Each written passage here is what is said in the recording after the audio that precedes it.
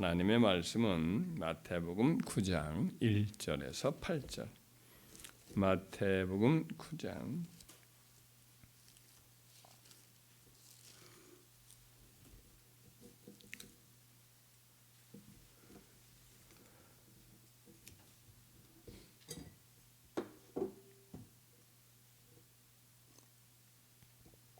마태복음 9장 1절에서 8절 함께 봉독하겠습니다. 예수께서 배 오르사 건너가 본 동네에 이르시니 침상에 누운 중풍병자를 사람들이 데리고 오거늘 예수께서 그들의 믿음을 보시고 중풍병자에게 이르시되 작은 자야 안심하라 내 죄 사함을 받았느니라. 어떤 서기관들이 속으로 이르되 이 사람이 신성을 모독하도다. 예수께서 그 생각을 아시고 이르시되 너희가 어찌하여 마음에 악한 생각을 하느냐. 내 죄사함을 받았느니라 하는 말과 일어나 걸어가라 하는 말 중에 어느 것이 쉽겠느냐. 그러나 인자가 세상에서 죄를 사하는 권능이 있는 줄을 너희로 알게 하려 하노라 하시고 중풍병자에게 말씀하시되 일어나 내 침상을 가지고 집으로 가라 하시니 그가 일어나 집으로 돌아가거늘 우리가 보고 두려워하며 이런 권능을 사람에게 주신 하나님께 영광을 돌리니라. 아멘. 잠깐 기도드리겠습니다. 이충길 원사님, 따님 우리 박은민 자매님 하나님께 감사하여 이하은 딸의 건강한 아이 선물로 주심에 감사드립니다. 하나님께서 이 예물을 받아주시고 또 무사히 출산을 해주시고 어린아이를 생명을 주셨사오니 주께서 복을 내려주시고 또 박은민 자매에게 한없는 은총을 주시고 늘 뒤에서 기도하는 이충일 원사님의 모든 간구에도 풍성하게 응답하여 주옵소서. 태어난 아이가 하나님을 알고 또 하나님 은총 가운데 잘 성장하여서 주님께 영광 돌리는 귀한 아이가 되게 하여 주옵소서. 예수님의 이름으로 기도 올리옵나이다. 아멘. 우리 이충일 권사님의 따님 어제 손녀딸 손자를 이렇게 또 낳아서 이제 증손자가 둘이나 이렇게 됐네요. 축하드립니다. 예. 마태복음 9장 1절에서 8절까지의 말씀을 가지고 지금 여기에서 일하시는 하나님을 기대하라 라는 제목으로 은혜를 나누겠습니다.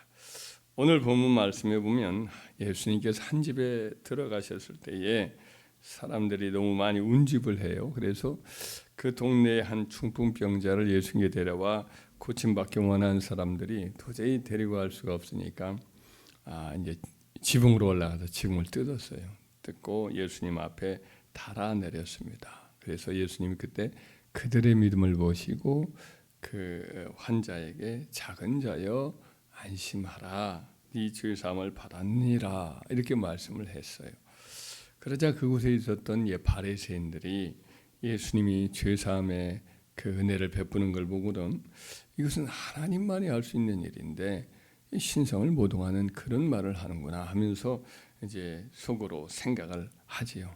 하나님이 우리 주님이 그것을 아시고 이르시기를 내 죄사함을 받았다는 말과 일어나 걸어가라 하는 말 중에 어느 것이 쉽겠느냐. 일어나 걸어가라는 말은 당장에 이 병을 고치는 능력이 나타나야 되는 일인데 어렵지요. 내 죄사함을 받았다는 건 속으로 안 보이는 일이니 말은 쉽지요. 그러나 우리 예수님께서 세상에 계시는 동안에도 죄를 사해 주는 권세가 있는 것을 알게 하시려고 이제 예수님이 병 고치는 은사를 발휘해서 일어나 내 자리를 들고 걸어가라. 그러자 벌떡 중풍병자가 일어나 그 자리를 들고 가는 것을 모든 사람들 보고 깜짝 놀라죠. 이런 권세를 행하는 사람이 우리 예수님께서 이제 병을 고치는 뿐 아니라 죄도 사해 주시는 것을 세상 모든 사람이도 이제 알게 하시려는 그런 취지로 그런 일을 하신 거죠. 예수님은 십자가에서 피 흘려 돌아가시고 또 죽으신 자 가운데 사흘 만에 부활하시기 전부터 이미 이 땅에 계실 때에 죄사함의 권세를 얼마든지 가지고 행사하시는 분임을 오늘 본문 말씀에서 확실히 보여주신 거죠. 주님은 죽으시기 전부터 이미 죄사함의 권세를 갖고 계신 거죠. 이렇듯 예수님이 이제 십자가에 죽으시기 전부터 죄사함의 은혜를 베푸실 권세가 있었다고 한다면 죽으시고 사흘 만에 부활하심으로 하늘 보좌에 지금 앉아 계신 마당이라면 얼마나 능력 있게 우리의 죄를 말끔히 사해 줄 수가 있겠어요. 그렇기 때문에 우리는 우리 죄와 허물을 우리 예수님이 용서해 주시기를 용서해 줄 수 있을까? 이렇게 의심하거나 우리가 간절히 죄 사함을 위해서 기도한다고 해도 주님께서 나중에 용서해 주겠지? 이런 어떤 불확실한 마음을 버리시기 바랍니다. 주님은 십자가 지시기 전부터 오셔서 이 사람은 구하기도 전부터 구한 것도 아니거든요. 그럼에도 불구하고 그 사람의 마음이나 그 병의 근원이 죄의 문제와 결부되어 있음을 아시기 때문에 그래서 죄를 먼저 깨끗이 씻어주시고 그 다음에 이 사람을 고쳐주셨단 말이죠. 그래서 우리 주님께서는 구하기도 전에 죄사함을 주셨고 십자가에 지시고 죽으시고 부활하시기 전에도 그런 일을 하셨는데 지금은 죽으시고 부활하시고 죄를 다 청산하실 모든 기초를 닦으시고 하늘 보좌 우편에 계셔서 지금도 대제사장의 직무, 곧 죄를 사해 주시는 직무죠. 그 일을 행하시는 마당이라면 더더욱 우리 죄를 용서하시기를 기뻐하신다. 이걸 확신을 하시고 우리 죄를 언제든지 주님 앞에 남김없이 다 내놓고 죄사함을 구하시고 또 죄사함을 은혜를 주신다는 것을 확신하시기를 바랍니다. 또한 병을 고치거나 또 문제를 해결해 주시는 기도의 응답도 나중에 하시기보다는 지금 얼마든지 하실 수 있다. 그러기를 하나님은 우리 주님은 바라신다. 이것도 믿으시기 바라요.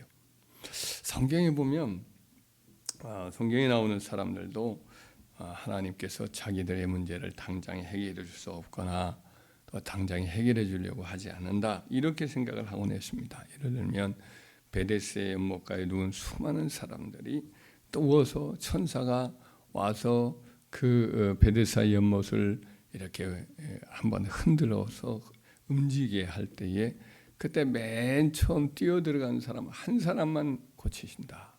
이렇게만 믿고 있었어요.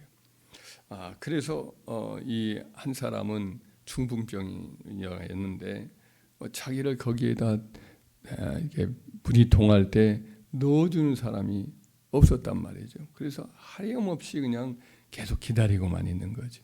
자기는 영영이 고칠 일이가 없다. 왜냐? 자기 중풍병 환자인데 누가 자기가 움직여서 갈 수 있겠어요? 누가 물이 움직인다 하면은 또 다른 사람들이 금방 눈이 보이지 않는 사람이라도 뛰어들어가 가지고 그 말만 듣고도 뛰어들어서 병이 고치고 나는데 나는 그럴 리가 없다. 그럴 일도 없겠다. 하고는 원망을 하고 또 하나님도 원망하고 그렇게 이제 기다리고 있었던 거죠. 그래서 연못가에 함없이 그렇게 원망하면서 기다리고 있었던 그에게 예수님이 오셔서 네가 낫고자 하느냐 38년이나 기다린 그 병자에게 예수님은 네가 낫고냐 하느냐 하시고는 네 자리를 들고 걸어가라 명하심으로 즉시 고쳐주셨어요. 베데스다 연못의 치유의 본체가 되신 예수님은 오셔서 즉시 그의 문제를 그의 병을 고쳐주시기를 원하신 것이고 또 그렇게 됐단 말이죠. 베다니의 두 자매 마르다와 마리아 예수님이 고쳐달라고 했을 때 예수님이 그의 영광을 하나님의 영광을 위해서 이제 좀 늦게 오셨죠. 그래서 죽었어요. 무덤에 붙인 나흘이 나도요 썩은 냄새가 나는 마당인데 예수님을 만나자 예수님이 오셔서 네 오라비가 다시 살리라 라고 말씀을 하니까 나중에 죽은 자의 부활 때나 자기 오빠가 살 줄을 알고 마지막 부활 때에는 다시 살아날 줄을 내가 아나이다 라고 대답을 합니다. 그러자 예수님이 말씀하기를 네가 믿으면 하나님의 영광을 보리라 하지 아니하느냐 하면서 그에게 지금 역사가 일어날 것을 기대하게 만들어 주시고 또 무덤에 직접 가서 문을 열어놓으라. 그때도 마르다는 믿지 않지요. 썩은 냄새가 납니다. 벌써 이렇게 하고 말렸지만은, 그러나 예수님이 죽은 나사로의 이름을 부르면서 나오라고 하니까 나사로가 머리에는 수건을 두르고 옷에는 수의를 입고 비쩍비쩍 걸어 나와요. 풀어놓아 자유롭게 다니게 하라 말씀하니까 멀쩡하니 나사로가 다시 살아나서 건강한 몸으로 그 누이들과 재회를 하는 기쁨을 맛보게 하지요. 베드로도 감옥에 갇혔을 때에 이 성도들은 마가다락방에서 계속 기도를 합니다. 내일이면 처형을 당할 위기예요. 그때도 이제 성도들은 모여서 간절히 기도는 하지요. 그래서 하나님 기도에 응답해 주셔서, 주님이 응답해 주셔서 천사를 보내서 베드로를 감옥에서 꺼내 주시죠. 그날 밤 나와가지고 베드로가 새벽에 가까울 때쯤에 이제 문을 두드리는 거죠. 문을 두드렸던 때 그 집의 종이었던 로데라는 이 장미라는 이름을 가진 그 소녀가 내려가서 누가 두드리나 이 밤중에 성도인가 보다 하고는 문을 열어주러 갔다가 보니까 베드로의 음성이 들리니까 그냥 문도 열어주는 것도 잃어버린 채 뛰어 올라가요. 그래서 밖에 베드로님이 계시다. 그러자 다들 뭐라고 말해요? 미쳤다.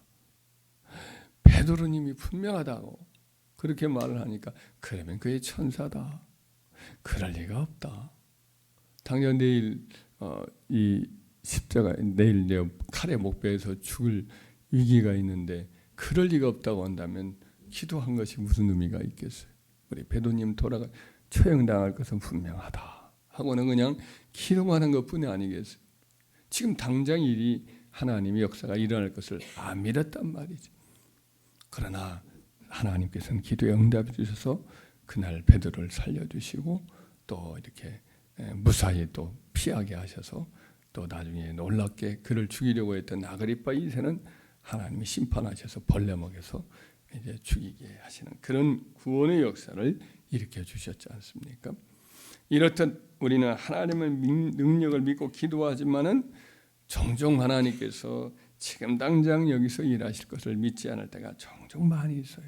그러나 하나님은 지금 당장 여기서 우리가 기도하는 바라는 것을 이루어 주시기를 기뻐하실 걸 믿으시기 바랍니다. 할렐루야. 그래서 하나님이 즉각적으로 지금 여기서도 이루어 주신다. 우리가 짐작하지 못하고 정확히는 알지 못하는 하나님께 수많은 방법이 있고, 또 하나님은 가장 좋은 길을 아시고 문제 해결을 위해서도 하나님의 능력은 모든 생각을 뛰어넘어 역사를 해요. 그러니까 우리는 하나님을 전적으로 믿읍시다. 그리고 즉각적으로 일할 수 있음을 믿음으로 이렇게 받아들이고 간절히 기도하셔요. 죄를 용서해 주시는 것도 동일하게 하시고, 또 병을 고치는 것이나 문제를 해결해 주시는 것도 우리는 뭐 방법이 없지만 하나님은 얼마든지 방법이 있을 수 있고, 하나님은 전능하시니까 의심을 내려놓고 막연히 나중에 응답해 주겠지 이런 생각도 내려놓고 간절히 역사해 주셔서 끈질기게 고쳐달라고, 문제를 해결해 달라고, 나의 모든 주홍 같은 죄를 용서해 달라고 간청할 때에 하나님은 우리의 모든 간구를 들어주시고 역사해 줄 믿습니다.